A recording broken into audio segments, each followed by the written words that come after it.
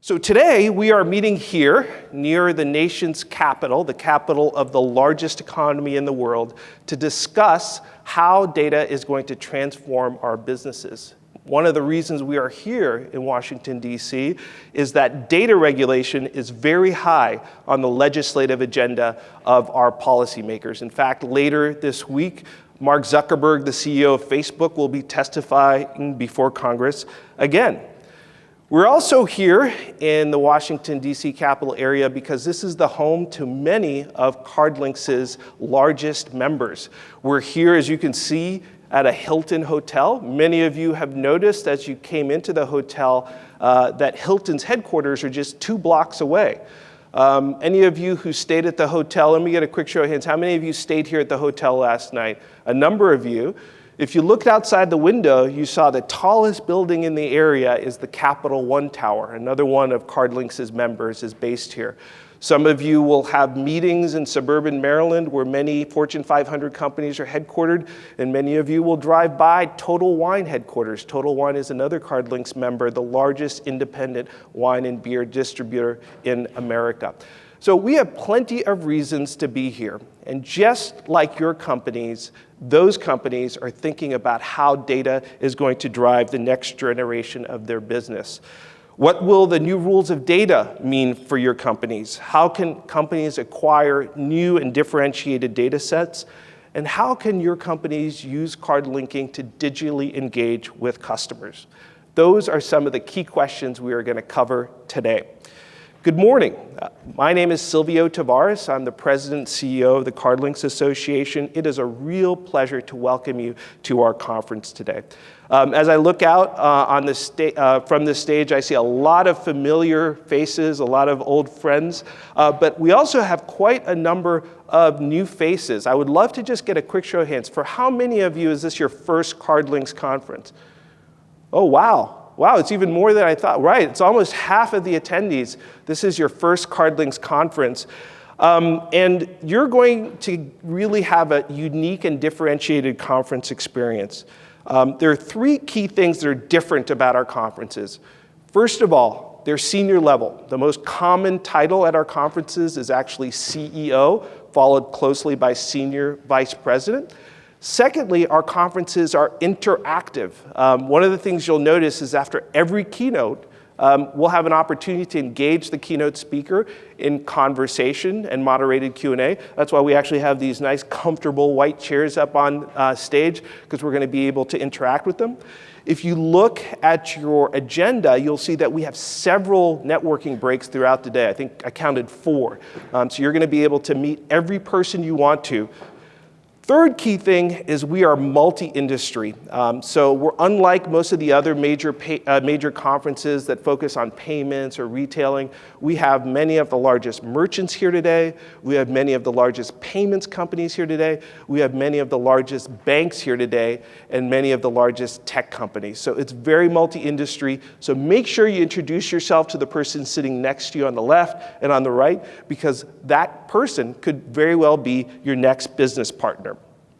So on behalf of the CardLinx member companies whose logos you see up on the screen and behind me, welcome to CardLinx East. Now, one of the things I want to make sure that we do is set ourselves up for the right key themes that we're going to see repeated throughout the day. And I'm going to spend a few minutes queuing up those key themes. But before I do that, I do want to give you a good sense of who is in the room. So on this page, you can see the leading merchants, tech publishers, payment companies, banks, and card-linked tech companies. Now, this is not everybody, but I want to give you a flavor for who's here. Hilton, I mentioned ago, one of the largest hospitality and travel companies. 24S, which is one of our newest members. Who knows what 24S is? Anybody know? At least one person does. It's the online brand for LVMH, Louis Vuitton Moet Hennessy, one of our newest members from France. Total Wine is here as well. In terms of tech publishers, it reads like a who's who list. Microsoft is here. Rakuten, the largest e-commerce site in Japan, #1 card issuer in Japan, is here. Facebook is here, largest social media company in the world. Groupon and RetailMeNot, 2 of the largest commerce publishers In the payment space, FIS is here, fresh off their acquisition of WorldPay. MasterCard is here, Discover is here, several of North America's largest banks are here, Capital One, Bank of America, Royal Bank of Canada, and in the CardLinx tech category, Agio is here, they're our first keynote, Empire, Fidel, and Central. And so what's really interesting about this group is, as you can see, they're all companies of significant scale, but they're here because they want to partner and they want to collaborate. And that is an attractive quality in the competitive world in which we all operate. But that openness to collaboration is one of the reasons why our card linking network, our CardLinx Association network, is growing so rapidly. I want to give you a sense of a number of the new companies that have joined the association just since our last conference. 24S, Louis Vuitton I just mentioned, LCL, one of the top largest banks in France, Harvey Nichols, one of the top retailers in the UK, Carte Bancaire, which is the domestic payment network for France. They process about 90% of the transactions in France. Retail Minot is here, Travalsify is here, Bumped is here, Trendbrew is here, FlipGive is here. So we've got a lot of new members. And actually, if I could just ask the folks that are new to the association, just raise your hand so people can see who you are. Okay, we got here, the Travalsify, Bumped is here. Who else was there? Okay, Becky, nice to see you. Welcome. Matt Kerper from Retail Minot. Do me a favor, if you're a CardLinx member, just take a few moments to go and introduce yourself to some of those new members. I think there's probably something that you have in common and you can talk about. Now, there are two key terms that we're going to use all day long. First one is data. I don't need to explain that one. But the second one is card linking. And so I want to share with you how this term works. What is the term that we're using so we can all get on the same page? Because there's a lot of industries. I want to make sure we're using the same language. So card linking is a three-step simple process. It's enroll, link, and pay. So the consumer takes their existing payment card. It can be a prepaid card. It can be a Visa card, a MasterCard, a Discover card, and they enroll it in a digital account. More often than that, that's a mobile banking app, but increasingly it's a general purpose app. Second, they see an ad or an offer. It can be cash back, it can be loyalty. They just click and add that to their card. And then they go into the store and they pay with that card or they pay with their mobile wallet and the offer is redeemed. It's a simple but incredibly powerful technology. One of the reasons why it is so powerful is that at the very first step, in the enrollment step, the consumer opts in.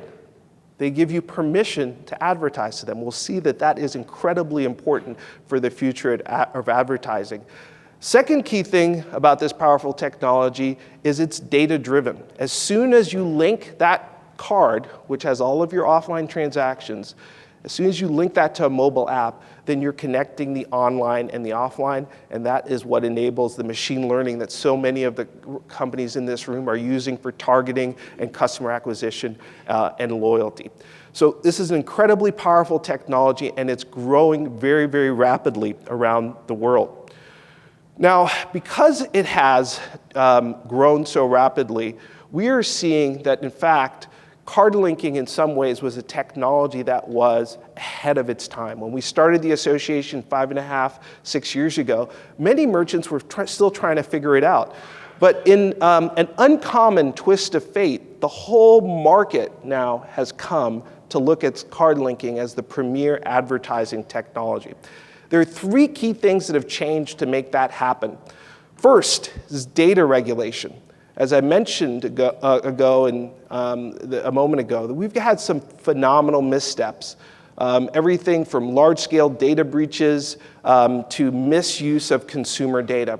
And that has made regulators much more aggressive about imposing fines on our companies for misuse of data and implementing new regulations. We're going to take a look at that. The bottom line, though, is it's made card linking as a digital advertising medium much, much more attractive. Secondly, consolidation. We're seeing an unprecedented wave of consolidation across payments companies, including some of the largest payments processors. As a result, we have much larger data sets available than we ever had before to do things like customer acquisition and customer targeting. We're actually going to hear about a company that has grown larger as a result of consolidation later on in our keynotes. And then the third key trend, and this is by far the most important, scale. All of a sudden, card linking has come into its own as a major scale digital advertising channel. And I'm going to talk a little bit about what that means for the companies in this room. So 3 key trends that have basically brought the market to us. I grew up in Boston, and in Boston, one of the main sports is hockey. We're pretty good at basketball too, not so bad at baseball, but hockey is the real main sport. And of course, growing up in Boston, Wayne Gretzky was the hero of everybody. And he had this saying, you gotta skate to where the puck is going rather than where the puck is. And as an industry, we've done that. We skated to where the puck is going. And as you can see, these 3 trends have propelled us to here and now. Let's look at the first key trend, which is data regulation. Now, who is this handsome guy that we're looking up at? Who is he? Everybody know who he is? Who is it? It's Gavin Newsom. It's even up on the slide. I just was checking to see if you were paying attention. As you can see, he's probably, I think he wins as the most handsome governor in the state, right? In the country. And as you can see by the picture, he loves the limelight. He loves the center stage. There might be some other people that you see today that are like that. But in the absence of federal regulation around data, we all expected there was going to be some new federal laws. It's not happening. It's not going to happen this year. In the absence of that, California has jumped into the center stage. They've launched and passed into law a law that you all know, the California Consumer Privacy Act. And it effectively, on January 1 of this year, becomes the law of the land. Why is that? Many of the largest technology companies are headquartered in California and as a result are subject to its jurisdiction. But California is also the largest state in the union by a very large margin. And so the law also impacts any company serving California residents. And the CCPA has several important provisions which impact every company in this room. First of all, you have to enable a customer to opt out of data collection, transaction data collection, if you offer a card linking program to California. That's really, really important. Secondly, there are very significant fines for your business if you do not comply. So all of you probably have this on your radar screen, but if you don't, January 1st, 2020, CCPA is the law of the land. What you may not be aware of is that there is already a CCPA 2.0 on the docket. In November of 2020, the people of California will get to vote on the next version of CCPA, which is actually much more stringent. And what's important and interesting is that the new law, which will be voted on by California, creates a new category of data, which is called sensitive financial information. Actually, it's called sensitive information, but it includes financial information. And what that means effectively is that transaction data that you use for your card linking program will now be regulated by this new law. And in fact, every customer needs to opt in before financial data can be collected. And so what's fascinating about that is the law basically enshrines the business model that we just talked about card linking. Remember that first step, enroll and opt in? That is about to become the law, not just for California, but for the whole country, effectively legislating card linking as the preferred digital advertising channel. Talk about skating to where the puck is going. That's really, really good for our industry. Now, we also, as an association, have been anticipating regulation for some time. And in late 2018, the CardLinx Board of Directors put together a task force to figure out what are some of the common data principles around how the companies in our association should use and currently use data. And we came up with these customer data principles. We published them after a 1.5 years of work just last week. And these are really to enable our member companies to get ahead of where regulation is going. And you can see here the principles. You can check them out on our website. We believe that consumers have a right to transparency. They have a right to consent and opt in. They have the right to choose and control how their data is used. And they also have the right to see the data that's being accessed about them. And then finally, they have the right to data portability. They have the right to take the data that's been collected about them and share it with another provider, as well as the right to correct and delete that data. And I think we all feel like we have a right that reasonable steps should be taken to protect and safeguard our data. So these principles have been published, been created by our member companies, but published by the association to provide a framework for you as you think about your new data products, how you should build them. We've also spent quite a bit of time interacting with legislators and senators to educate them about these principles. And I think that sets us up on really sure footing for the uncertain future around data. Now, second key trend I mentioned is consolidation. It's fascinating that out of the top 10 payment processors, fully 6 of the top 10 have been engaged in M&A transactions in the last 12 months. Probably the one that's most noted is, here we go, Fiserv and First Data. Fiserv has acquired First Data to become one of the top 3 payments processors. The next one is FIS acquiring WorldPay. The FIS team is right here sitting in the front. Thank you for that nice, encouraging smile. They're happy. They've just gobbled up one of the largest payment processors in the country, and they're deploying some amazing new services.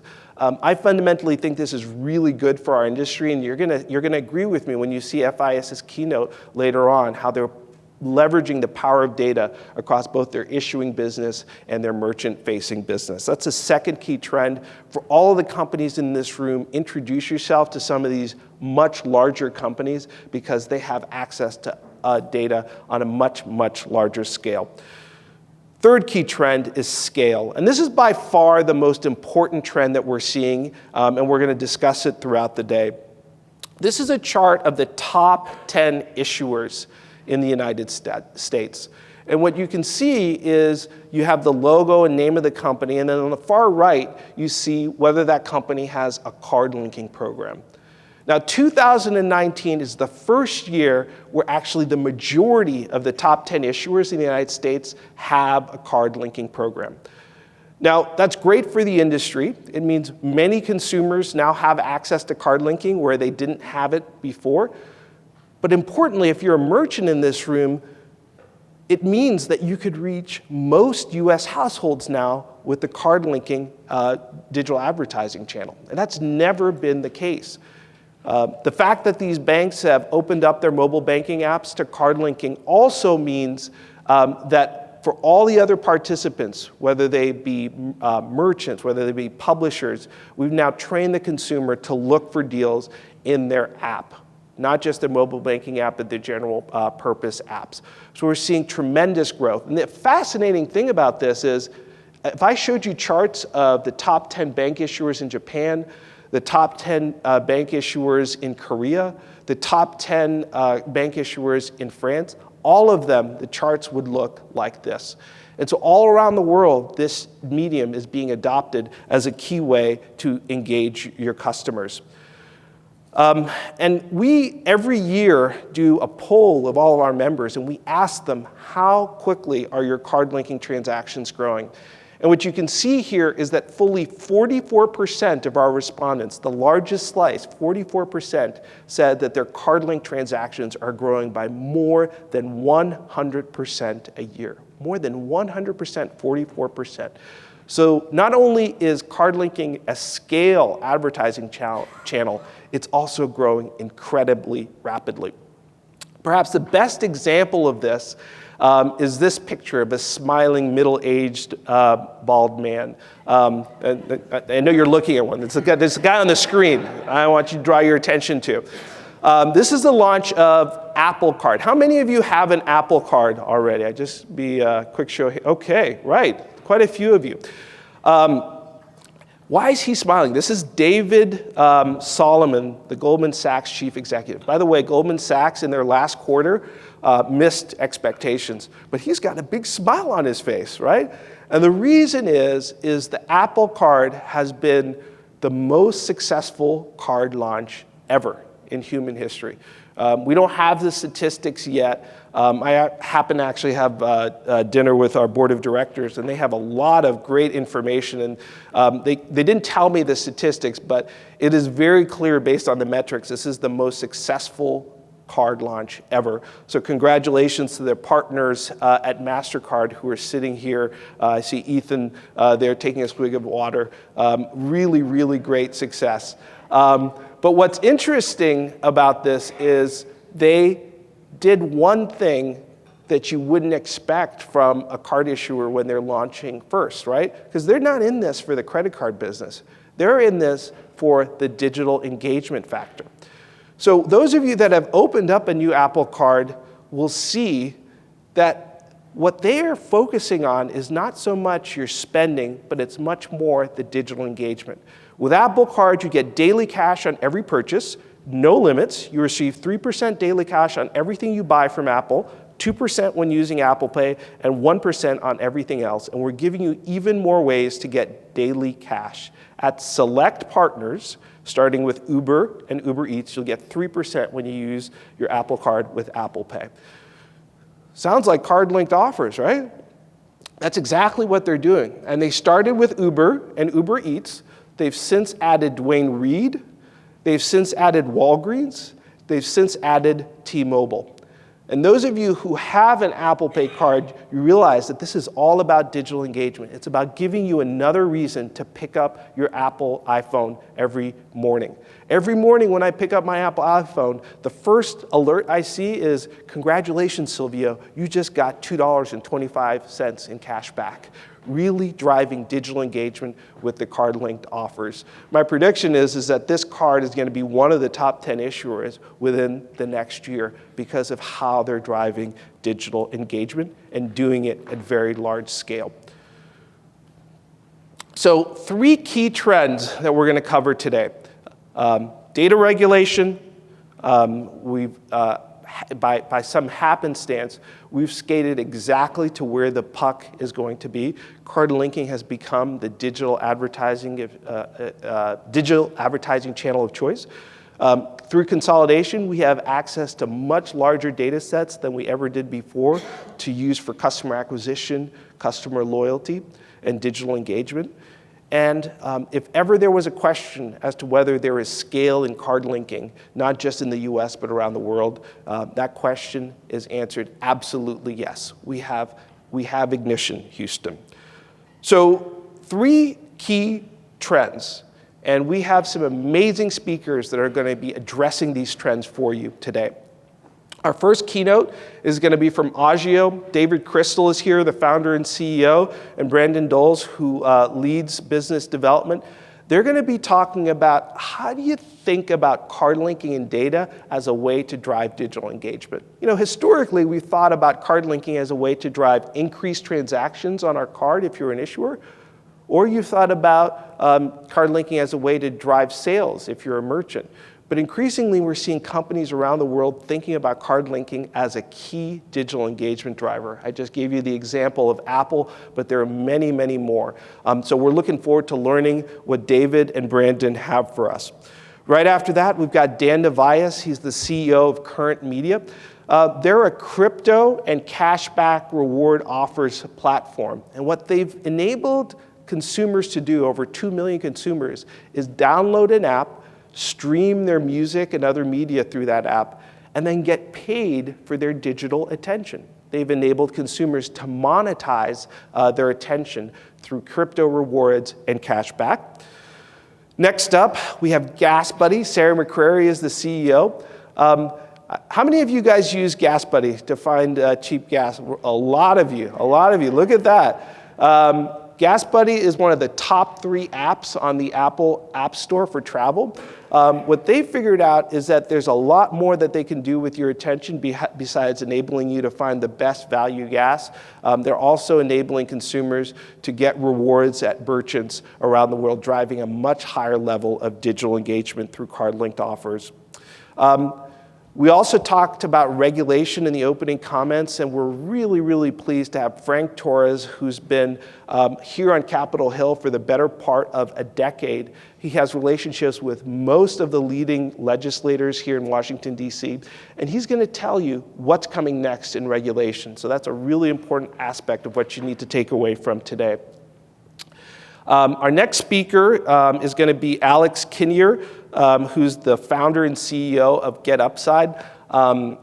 Amazing, amazing company. The company's been around for about 3 years, and just as the name implies, they figured out a true way of driving performance marketing. Basically approaching merchants, helping them figure out how to drive more customers to their store. And the best part about this is, as a merchant, you don't pay unless you get incremental customers, therefore the name GetUpside. They are now approaching $1 billion in gross dollar volume. That's their run rate right now for a company that's 3 years old. They figured out an amazing formula, and they're going to share it with you. Last but not least, we've got FIS is here. FIS, as I mentioned, has an amazing platform. They have broad reach into the largest financial institutions in the country. And now, with their WorldPay acquisition, they have broad reach into the merchants of this country. And they're connecting those through data and a really, really exciting new platform called Pay with Points that enables any issuer to tap the loyalty points the consumer has and use them at the point of sale in real time using just a card. So it's going to be very exciting what you hear from the FIS team. Now, does that sound like a pretty fun day? Does that sound like a pretty fun day to you? Yes? Yes? Are you sure? Yeah. I'm sure. Are you guys sure? I'm sure. All right, it's going to be a great day. All right, we've got great speakers. We've got great coffee. We've got great breaks. You're going to be able to connect and meet partners throughout the day. Now, I am not going to lead the day for you. Instead, we've got someone much better looking and more energetic and even smarter than I am, right? It's Dr. A.J. Robinson. Many of you have met him before. He's the founder and CEO of Symphonic Strategies, which is a Washington, D.C.-based think tank and strategy advisory firm. They've advised the better part of the Fortune 500, and they also advise government agencies. So they've actually been really busy advising government agencies here in DC. AJ is a really dear friend, but in addition to being the founder and CEO of Symphonic Strategies, he's also an adjunct professor at the George Washington Business School. In addition to that, he's a frequent contributor on Moneyline on NPR, which is one of my favorite shows. He's also a graduate of Harvard University and got his, Stanford undergrad and got his PhD from Harvard University. Without further ado, let me please invite Dr. A.J. Robinson to the stage.